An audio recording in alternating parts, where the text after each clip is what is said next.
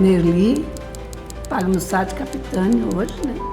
Nascida em Alto Alegre, no município de Espumoso. Na época, município de Espumoso, hoje Alto Alegre já é município. Meu nome é Leonir Paulo Capitânio, eu sou nascido em Campina Redonda, município de Espumoso. Meu pai era marceneiro, trabalhava com madeira, fazia móveis, fazia tudo, planava madeira, fazia carroceria de caminhão, construía casa também, ele era construtor também. Desde os 8 anos já ia trabalhar, como era uma família grande, bastante filho, né? Sempre um tinha que trabalhar para ajudar em casa. Eu passei a morar na casa de uma tia minha, irmã do meu pai. Fiquei 1 ano lá, ajudando ela a cuidar das crianças. E eu ia para o colégio, mais ou menos uns 8 quilômetros de distância. Ia a pé, voltava a pé. E ajudava ela a cuidar dessas crianças. Ajudava a cozinhar, até polenta eu fazia já, com 8 anos. A história é assim, meu pai era muito amigo do pai dele, né?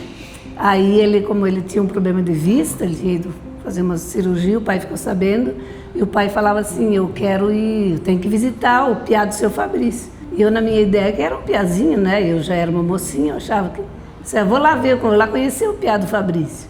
Mas o meu pai nunca foi. Aí o dia que eu conheci ele foi num torneio de futebol na comunidade de Santa Lúcia, e ele estava recém-operado, ele estava com um chapéuzinho branco na cabeça, um Ray-Bans escuro, e lá eu conheci ele. Mas eu não sei se ele me conheceu aquele dia. Acho que ele não ficou sabendo quem eu era, não. Fui criado na lavoura.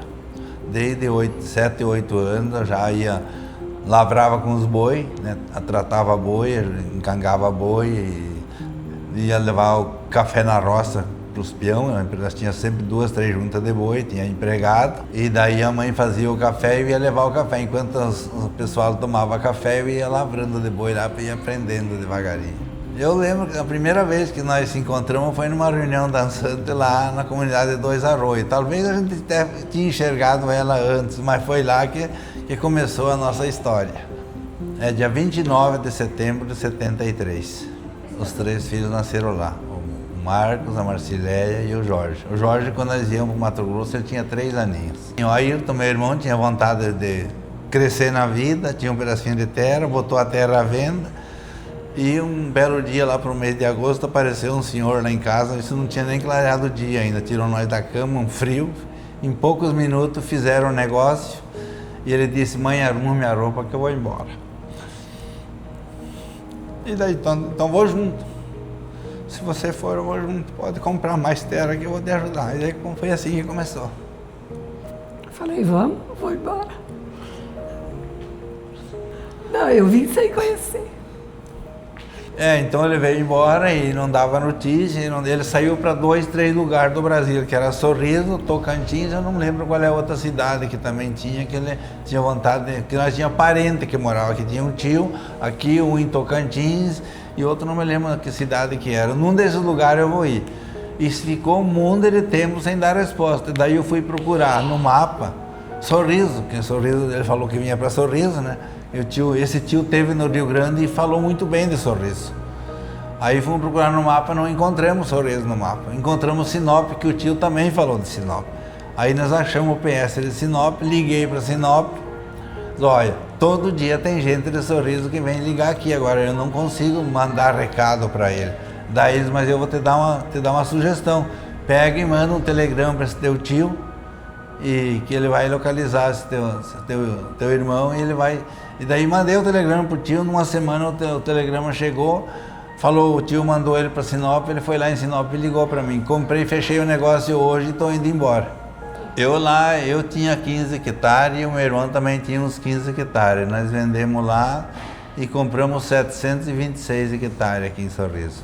E chegamos aqui dia 20 de janeiro de 83, peguemos um ônibus lá em Espumoso, fomos até Carazinho, Cascavel, Sorriso.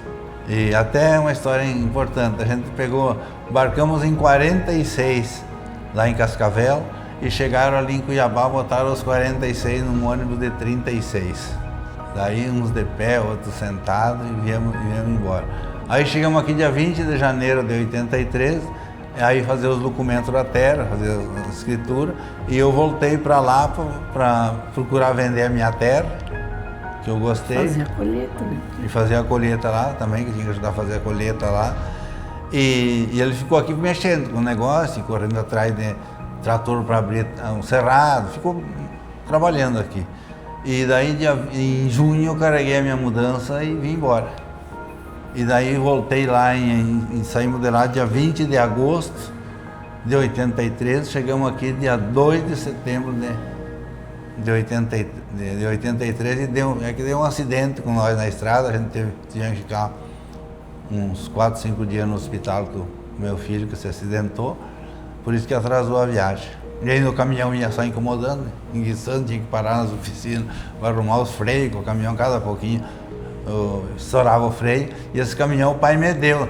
O caminhão que estava lá, que era um 1111, quero levar esse caminhão para Mato Grosso, não tinha motor, não tinha gabine, não tinha carroceria, peguei, reformei tudo o caminhão e ia embora com o resto da mudança e a família nesse caminhão. Ele praticamente nem se machucou, né? Porque ele foi atropelado na beira do asfalto por um caminhão. Então ele machucou, mas não foi muita coisa, não. Pegou mais o rosto dele no chão, daí ele levou bastante ponto na cabeça, por isso que nós ficamos mais parados para ver a reação, né? Antes de 72 horas, né? A gente não podia mexer com ele. Entre Maringá e Maringá. Nós saímos de Maringá, eram as 3 horas da tarde e logo já aconteceu o acidente. Nós começamos a quebrar, foi quebrado ele em junho, né? Quando o Ayrton ficou aqui, daí nós queimamos e começamos a minerar em setembro.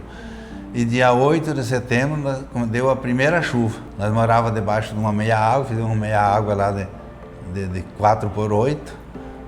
E morava debaixo ali com a família, né?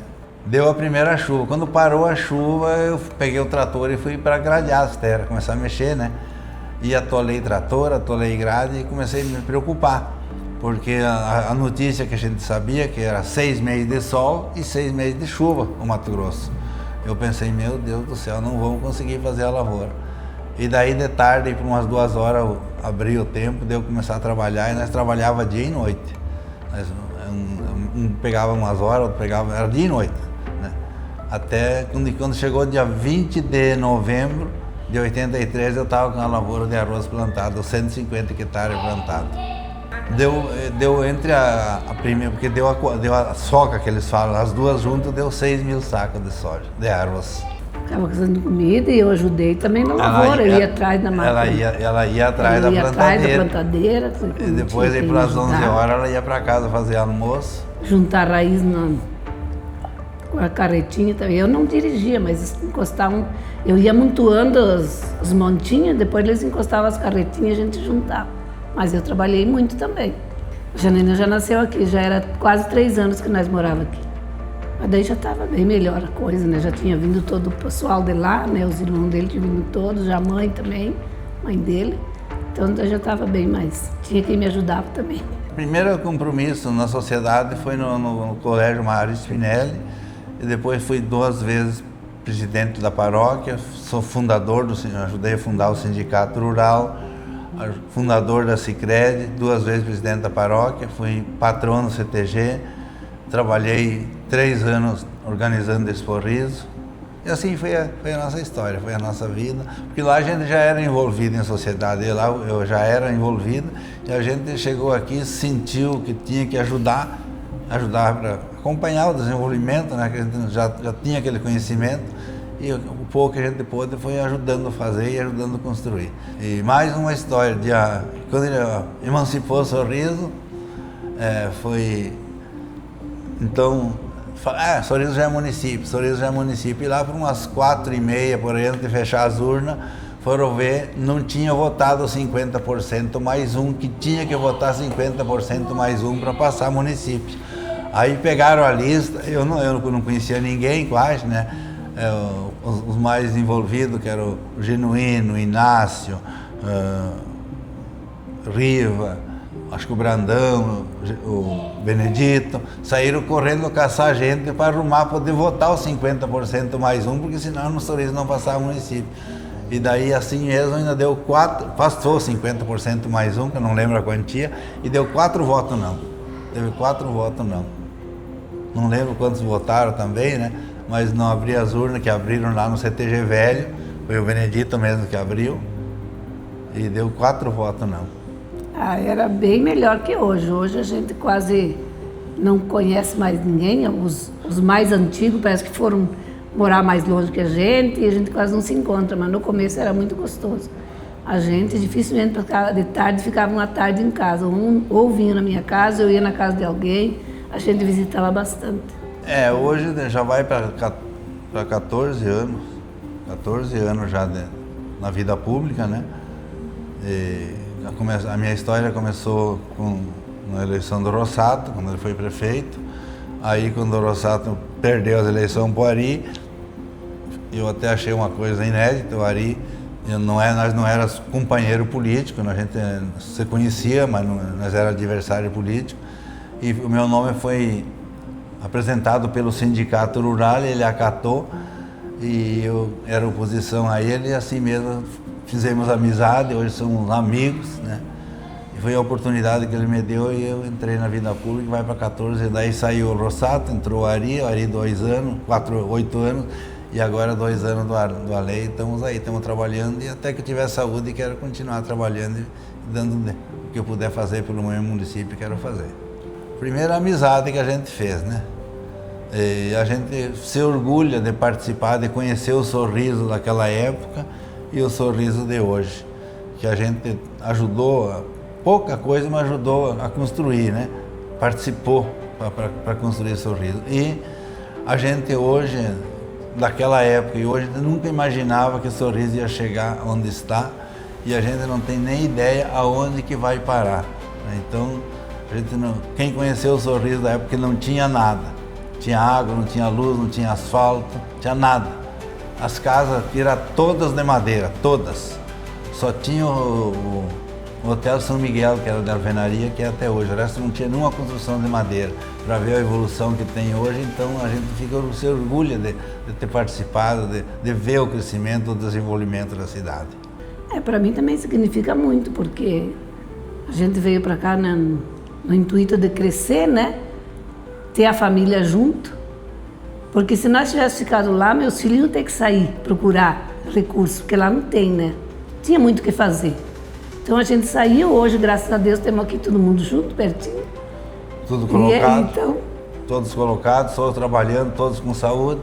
Se nós tivéssemos continuado lá, não tinha como comprar mais terra.